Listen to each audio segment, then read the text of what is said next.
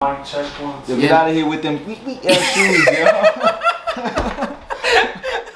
Balls deep. I'm talking about balls deep. I'm talking about balls deep in love. I'm talking about balls deep. I'm talking about balls deep. I'm talking about balls deep in love. Welcome, Balls Deep fam, to another episode of Balls Deep with Devin and Jovan. You already know this is where we dive balls deep in the hottest stories in sports. In today's episode, well, before we get started, make sure to like, follow, and subscribe if you haven't already. And if you're tuning in via audio, please download. It helps us, grow as a family, as a community. And if you're tuning in via video, share this motherfucker. You already know. So if you enjoy this content, share it with others, and hopefully they enjoy it as well. But let's get started. On today's episode, we're going to be talking about, combat sports. We're going to be talking about a little bit of UFC, a little bit of boxing. We're going to dibble and dabble, and talk a little bit of sports today. But I don't know if you guys have tuned in, but the Ultimate Fighter has returned. So it's the season. They're calling it the return of the Ultimate Fighter. So just a heads up, if you haven't watched it, spoiler alert. But so thus far, there's been 2 episodes. So before we get into each and every episode, obviously we're going to glimpse over it because we have more topics. But before we get started, Jovan, what have you thought of both episodes as, just in entirety, like the entirety of the show thus far? It's pretty. I mean, it's good so far. It has started very fast. Obviously, but I mean, it's good. I mean, so far it hasn't been disappointing. It's got a little bit of a different feel. So far than a lot of the other ones. I feel like we've kind of gone straight into like learning about the fighters and then seeing a few fights in one fight each episode. But I feel like most part of the episode is taken up by learning about the fighters and stuff like that. But I feel like as we get into the season, obviously, and as we get to know the fighters, I feel like we'll get to see a lot more of the training going on behind the scenes, a lot more of the in-house scenes, like when they're home and they're in the house and things like that. We'll get to see more of that angle. But so far, it's pretty good. I feel like they've jumped right into the fighting aspect of the things, and it's definitely fun to watch. So I'm excited for the rest of the season. Yeah, thus far, both episodes have been very nostalgic. And when I mean nostalgic, the Tough Enough. Or not Tough Enough. The Ultimate Fighter hasn't been around. I think the last season was 2018. So just to have it again, it's it's a good feeling to have this sort of show. You can say to have it around. It's bittersweet. Then you were mentioning, there's a different feel to it. I think they took what they had and just modernized it. Like, there's not much of a difference of what they used to have and now. It's just, obviously, they have a new, facility. That was dope. And things of that nature. And it seems like they're taking more of a serious note. Like, obviously, we see the glimpse of when they're in the house, but not as much. Was we were talking about it the other day about the scene where they're in the house. He was like, "Dude, I want to bang, I want to bang, bro. Let me bang." So I don't think we're gonna get as much of those scenes this season. Obviously, it's only 2 seasons in. I mean, 2 episodes in, so I might be speaking too soon. But from just what we've got from the first 2 episodes, it doesn't seem like we'll get much of that drama. So it seems like they're taking more of a serious note on that. But as a result, like you mentioned, we've seen more of the coaching aspect and the behind, like the training, which I find dope to kind of just get, not behind the scenes because we're not behind the scenes, but just a closer look how these guys train to prepare for fights and things like that. So I'm happy it's back.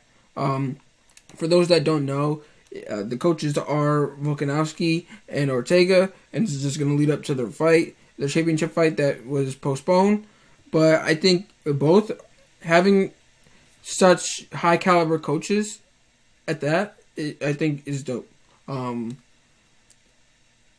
I've been a Ortega fan since the start of the season. I mean, me and you both picked Ortega to win the Volkanovski fight back when it was supposed to first go around. So I think the more I watch this show, the more I like Brian Ortega that much more as not only a fighter but a person. Like, the dude is just cool as fuck. No, yeah, I like Brian Ortega. I've always liked him. I always like Brian Ortega, but especially I feel like after we got to see a glimpse of what he can do after the Holloway loss, I feel like my appreciation for him as a fighter kind of grew tenfold because I don't know, like a lot of guys, you see a lot of guys say that they want to, after they lose a fight like that against such a great champion like Holloway, they say that they want to come back and be better than they were before, and we don't always get to see it, or even when we do get to see it, the leap isn't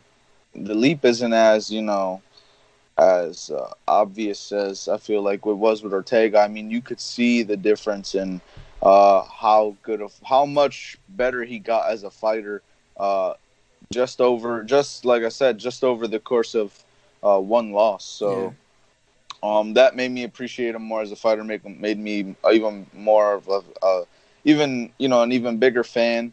But also, I mean, just his coaching style. I mean, he seems to have a really good coaching style thus far. Not that Volkanovski doesn't, but clearly something's working. I mean, he had the underdog fight. I mean, I don't know if we're going to get into the episodes or not yet. We can touch. But, I mean, you can dive into the details. We'll touch on each one. That's what I'm saying. Yeah. I mean, it was very noticeable. He had the underdog fighter in the second fight, and he ended up coming out with the W. So I mean, you can see it. The coaching styles are definitely different, but I feel like the way Ortega coaches, it's easier for his fighters. I feel like he makes it easier for his fighters to kind of understand and kind of obtain that information. Because he seems like he's able to adapt to different coaching styles for different personalities. I feel like that's what's good. His coaching style favors the show, as a coach, for example. Like, it favors. So if he continues down this path, it's only going to favor him to win the show. But I had mentioned to you after episode 1, before or while you were watching it, that I think Ortega is a better fit to be a coach. It was just that one scene where he wasn't in particularly coaching one fighter, but he was coaching everybody, and he was trying to teach them one part of the game. And he basically said, "I could feed you the whole pizza, or I can cut it into slices, and feed you slice by slice." And I think that is probably the best strategy you could possibly take, especially with these fighters. Although they're professional fighters, they're inexperienced for the most part. And they never, a lot of them haven't trained to, with high level coaches and fighters and things of that nature. So to be able to pick his brain at this level, and then with Ultimate Fighter, the turnaround between, training and fighting is a lot shorter than a typical fight. Like, you probably got like a week to train for your fight once your fight is announced. So, I think that's the best strategy but it also seems like Ortega is more prepared. He came more prepared into the Ultimate Fighter, from what we've seen. I've watched the after tough shows. I don't know if you have, but after the second one, he talks about how he feels like he was more prepared in the first episode because Volkanovski was still looking at the paper and he was just going based off of what he's seen that given day. Whereas Ortega, once he got the names, he said he Googled all of them. He watched film. He wrote down their strengths and their weaknesses. And then once he got in front of them, they already had a set of questions to ask them.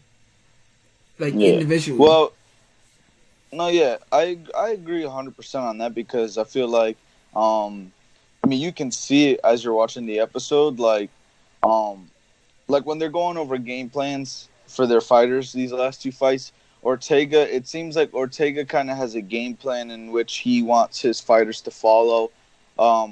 More so, like, he kind of goes after the opponent's weaknesses. Like, he kind of already knows what guys are good at and what guys aren't good at. And that kind of shows you that he kind of did his homework. Yeah. Because so far he's come up with 2 flawless game plans for his fighters to kind of, go out there and win those fights. And that's why they did win those fights. Obviously, the second one didn't go exactly as planned. You know what I mean? It didn't go exactly as planned, but he wasn't wrong in his assessment and saying, how Ludovic could have came out and beat Mitch. He won, so... And Ludovic did go out there and win. It just wasn't in the way that that kind of Ortega kind of anticipated. Yeah. But that was also due in part to the fact that, Mitch is a more experienced fighter. Dude Mitch is really good. Yeah. He's flawless. Yeah, he's probably the best. Well, they were saying he's probably the best fighter there. Obviously, he lost, but they were saying he's probably the best fighter there. It's the reason he was the first pick out of everybody. But also, like I said, he was the better striker, so it was really hard for Ludovic to kind of go with Ortega's game plan in general. But also, like I said, it still worked. Yeah. He did exactly what he had to do. His striking isn't there. He's got to work on it, but he was able to take the guy down, and that was exactly what Ortega wanted him to do, was keep pressure on. You know what I mean? So the second fight, we were talking before the recording. The second fight, so in episode 2, the fight in episode 2 was more competitive and more interesting than the first fight. The first fight seemed, more one-sided than not, and it ended in the first round. So it was pretty obvious. It was more of the number one pick on one team versus like the last pick or the most inexperienced guy in the house. Whereas this one, there's a dude that fucking wrestled in the nationals for his country versus a dude that was 5-0 professionally and 6-0 amateurly, and he trained with UFC guys like Rob Font and Cater. So this fight was interesting. I didn't know which side to go, which side it was leaning. I'm not gonna lie, I was rooting for Ludovic because he was the underdog, and also I'm Team Ortega, so I was rooting for the guy. But Mitch is from Mass, so it's close to Connecticut, so I was hoping for his success. And he came out and he looked flawless. Like the dude, he looked kind of scary in round 1 because Ludovic and stuff like that. But what Ludovic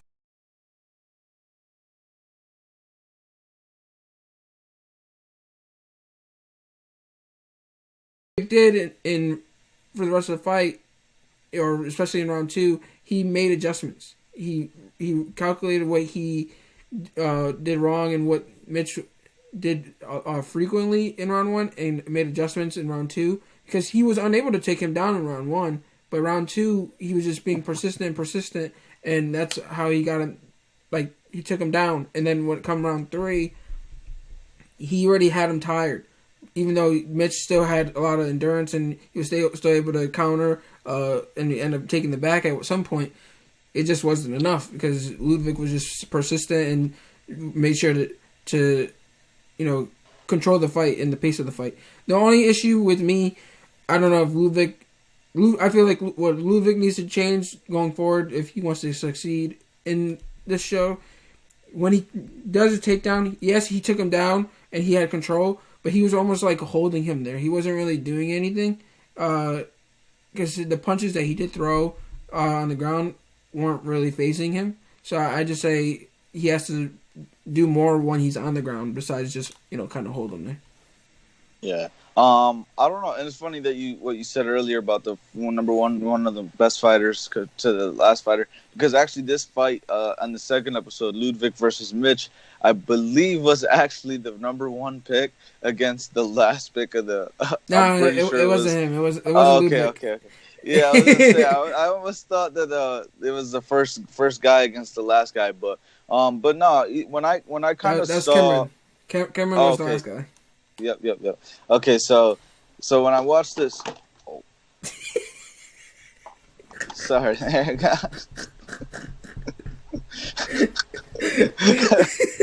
Uh, so when I watched this last fight, what kind of when I immediately saw the matchup, it kind of already stood out. I was like, I kind of felt an upset coming. As weird as it sounds, like I almost kind of felt like Ludwig was going to come out and surprise some people, especially after I found out he had like that wrestling background.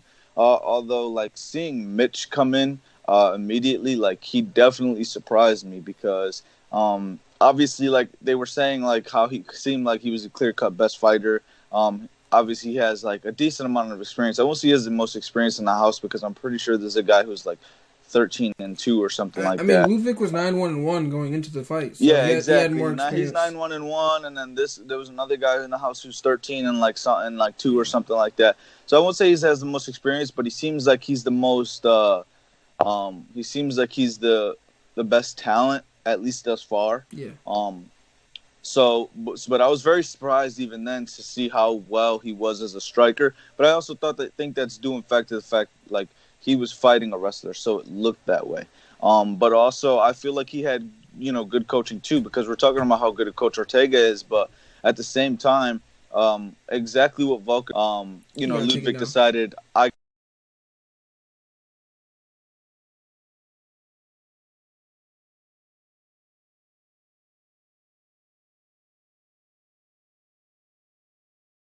got to take him down, and even then, like when he was taking him down, even when he was getting takedowns, his defense was really good.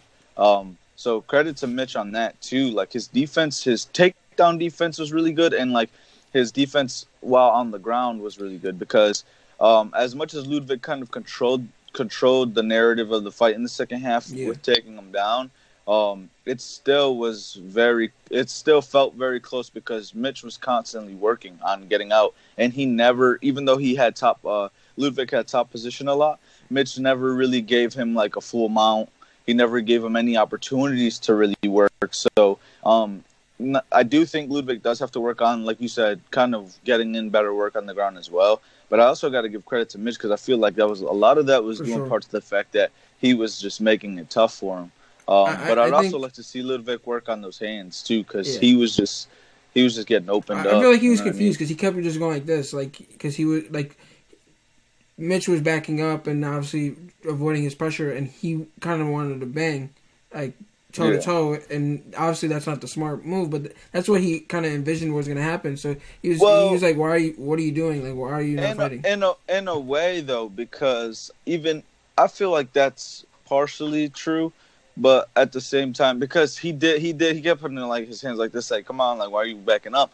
But at the same time, even when Mitch would kind of be against the cage, it almost seemed like Ludwig was kind of hesitant to kind of get in the pocket and fight. So he was kind of going like this as if he wanted to fight, but then when he was getting there, he didn't want to get in that pocket. Regardless, and I think he knew Mitch was just too quick because he would counter, and then next thing you know, Ludwig is trying to swing back, and Mitch is already out of the picture. So he was hitting air. I'm saying.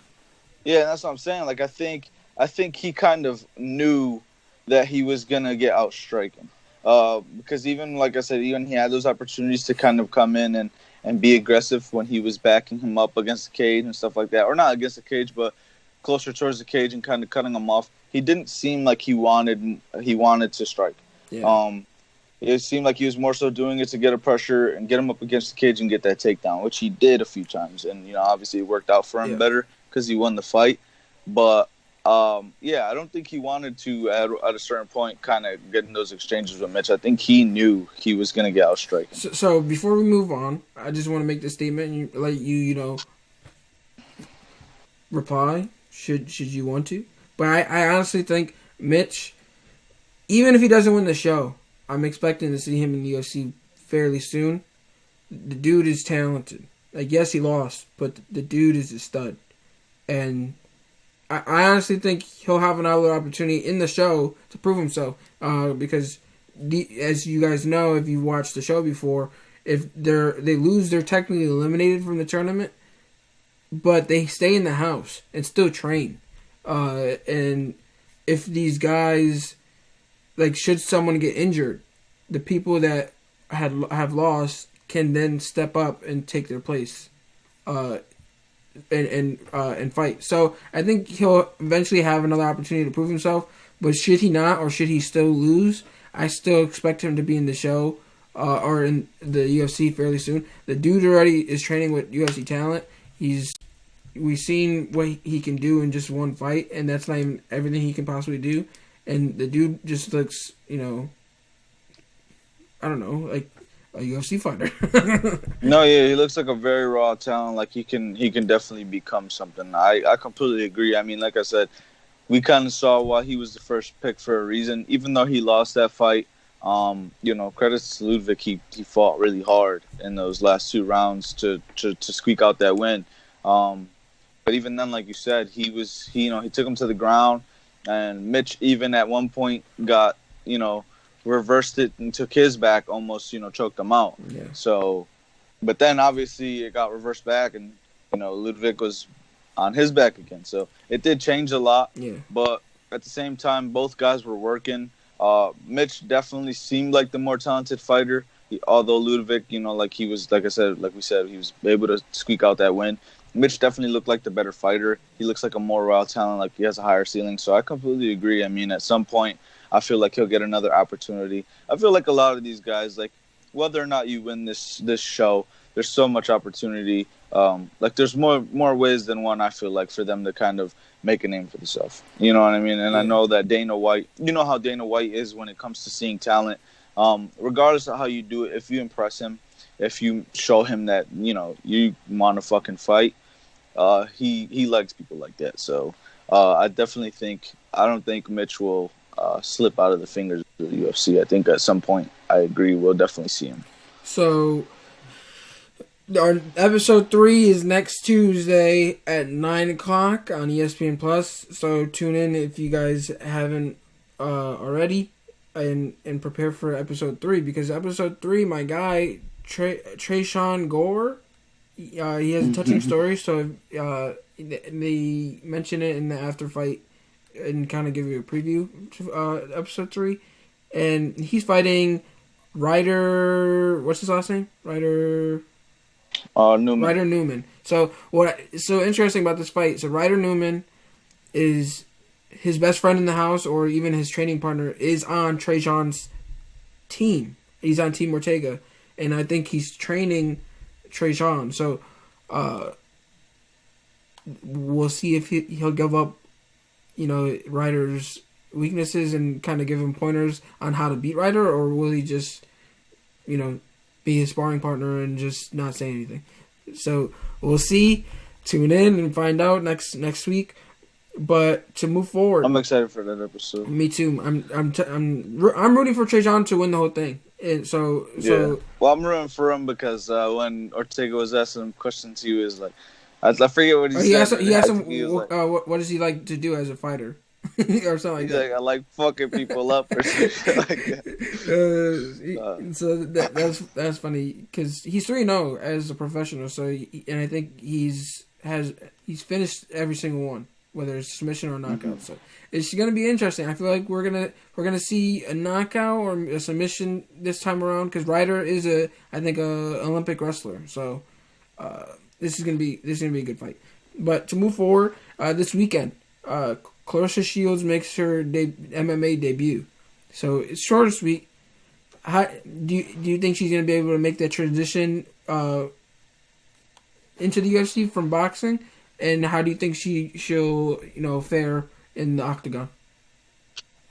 I think she will. I think she'll fare really well. I think she'll debut very well. I'm not saying she's gonna go out there and win. but I think she's capable. I think she's more than capable. Because not only is she, a world-class athlete, she's one of the, best boxers in the world, but she's just a great athlete. So the transition shouldn't be hard for her. She seems like a very hard worker. And she not only that, but she's very motivated. And she's even said herself, I mean, there's people like Holly Holm that have, went from boxing, which is a completely different martial art, and came in and it was a world champion, beat, Goliath, basically. I mean, beat probably one of the, best UFC fighters we've ever seen. You know what I mean? Up until we started, getting more people like Amanda Nunes and Valentina Shevchenko, who ultimately I think are better fighters than Ronda Rousey ever really was. However, at the time, defeating, like I said, Goliath. She's the first woman superstar in the UFC. Yes, of course. Exactly. I mean, she's she was an anomaly at the point. But like I said, there are better fighters now. However, it still wasn't no easy task. And, Holly Holm was capable of doing it. I have no doubt in my mind Claressa Shield is capable of doing it, especially considering she has been training with the likes of, Karate Hottie. And she's been training with Karate Hottie. She's been training with Holly Holm as well, who I believe is on the same team. Is her trainer. Yeah, she's on the same team, who is also on the same team as Karate Hottie. They very frequently train with John Jones, who we don't have to really discuss. Yeah, exactly. We don't have to discuss who he is. We all know he's, probably the greatest of all time. So she has a great team behind her. She's very motivated. She's a world-class athlete. So I have no doubt in my mind that she can succeed in the UFC. And I'm excited to watch it. You know what I mean? I'm curious to see if she can really make some noise. Because, like I said, I have no doubt in my mind she could succeed, win some fights. But I'm definitely curious to see how far she can take it. It definitely would be exciting to see her maybe make a nice run at like an actual championship fight, maybe at some point. Yeah, so she's not fighting in the UFC. But I'm interested to see, should she perform well, will it lead to a UFC contract? But exactly.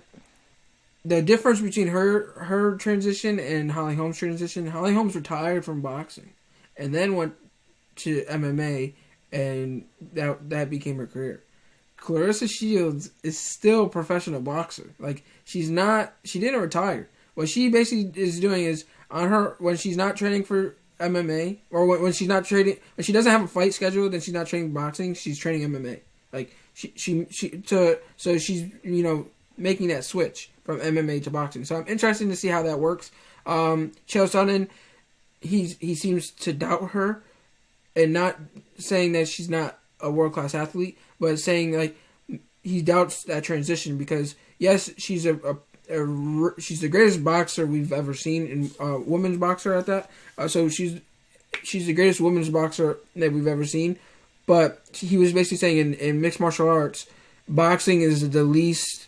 What is it? So it's the least used amongst all the other, what is it, like jiu-jitsu and what are those things called? I'm trying to think off the top of my head. I forgot.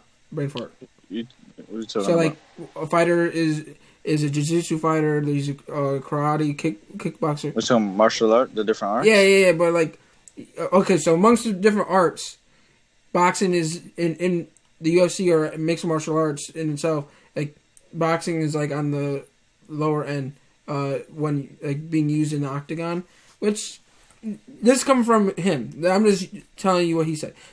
I disagree. I mean, I think whoever's fighting her would be stupid to try to strike with her at that, just because her hands are ridiculous. If you're gonna strike with her, then you better throw some kicks. But I say try to challenge her, especially in her first fight. Try to take her to the ground and things of that nature. But I think she'll make the transition fairly well, because, like I said, she's making that switch, and like she said herself, she's the GOAT, greatest woman of all time. So she's gonna make that. She's gonna take all that energy and effort that she puts into boxing and got her that far, and just transition into mixed martial arts. And I think she's gonna she's gonna fare really well, and I'm excited to see how it turns out because, like you said, she's training with the likes of John Jones and the same team that John Jones trains with. Yeah, and I mean, you can have that doubt. Not you, obviously. I know you're not saying you have that doubt, but anybody that really has that doubt, I mean, it's fair. But I mean, some of the best UFC fighters have come from wrestling backgrounds. We already mentioned Holly Holmes. Both Nick and Nate Diaz have wrestling backgrounds. Israel Adesanya started as a kickboxer, so it's not impossible. Like, you know what I mean? Like, you could say what you want. But they're just talking about boxing, like making the transition from box. 100%. But at the same time, it's like it is what it is. I mean, nobody in the UFC is going to be able to stand up with her due to that fact. So at that point, it's just gonna come. It's just really gonna come all. It's gonna come down to fighters that are capable of taking her down and what they can do while they have her down, or if her capabilities and stuffing takedowns and or just even if she's on the ground managing. Yeah. How well could she manage that? And like you and I both said, when she has people around her like a John Jones. I'm not saying John Jones is training her. I mean, but when you're around the likes of a John Jones, yeah, that's what I'm saying. When you have the likes of him around you, and the caliber of trainers that he has to your disposal, I have no doubt in her mind that she can work on that stuff. You know what I mean? Her stand-up game is already crisp. That's everyone is rooting for her. I mean, I believe Conor McGregor even came out and was saying that she's gonna do well in MMA. Well, yeah. Well, he said specifically. He said, she's got the balls to do what a lot of her male counterparts aren't doing, and that's all these MMA fighters are stepping into the boxing ring, but we've not seen one single boxer come back and fight in an octagon. And she's doing. We've never seen one actively do both, because she signed a multi-fight contract with whatever promotion she signed with. So, yeah, for her to actively be a MMA fighter and a professional boxer at a high level, that's pretty scary. Yeah, no, 100%, and that's why I say, like, credits to her. She's definitely doing something that not a lot of people are willing to do. So I hope she does well. Well, I wasn't going to talk about this, but I'll throw it in, and let's just get it over with fast so we can jump into some boxing news. But UFC 263 is this weekend. For the top 3 fights, predict a winner. I'm going to go each fight and just predict a winner. Leon Edwards, Nate Diaz. Leon Edwards. I'm going to go Leon Edwards as well. That's going to be a great fight. Yeah, I'm going to go Leon Edwards as well. I don't know how to pronounce his name, but Davison Figueroa and Brandon Moreno. Figueroa. I'm gonna go Moreno. I think Moreno won the first fight, so I think he's gonna win the second fight. And in the draw, obviously that's why they're fighting. But and then Adesanya, Vettori. I'm sorry. Adesanya, Vettori. Yeah, Vettori. Oh man, this one's tough. It's so hard to pick against Adesanya, but Vettori looks really good right now. Adesanya. Yeah. I'm not gonna pick against him until he gives me a reason. Vittori has gotten better since he fought Adesanya the first time, and Blachowicz obviously showed flaws in Adesanya. Showed how to beat him. And Vittori has similar game plan. Like he's a big dude for the weight class, and I think he's gonna try to do the same thing that Blachowicz did. But I'm gonna pick Adesanya. I think obviously the size of Jan played a big difference. So, and with him back at middleweight, I don't think anyone's big enough to kind of take advantage of that. I was definitely going into this leaning towards picking Vettori because I was kind of when I was looking at the fight, I was like, I feel like he has a good shot to win. But like I said, I'll pick Adesanya until he gives me that reason to not pick him, and that's really him losing. So until he loses, I'm not picking until he loses at middleweight. Yes. But yeah, so it looks like we have the same fighters except for that flyweight championship fight. You have Figueiredo and I have Moreno. So stay tuned this weekend and see who ends up 3-0, or if we end up undefeated at all. But to move forward, I mean, we're going to be talking about a UFC fighter, but he's not fighting in the UFC or even in Octagon. Tyron Woodley It was announced fighting Jake Paul in a boxing exhibition, not even exhibition, boxing fight slated for August 28th.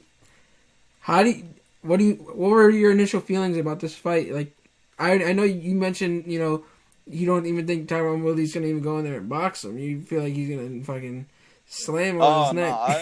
I'm not saying that I think that's what he'll do. I'm saying that if I'm Tyron Woodley, that's what I would do. If I'm Tyron Woodley, I'm not throwing a single punch. I'm going to get in that ring, I'm picking him up, and I'm slamming him.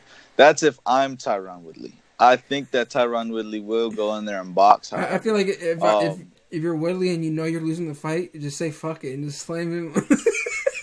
Yeah, I'm slamming him. Beginning of the fight, not even if I'm losing, I'm slamming him.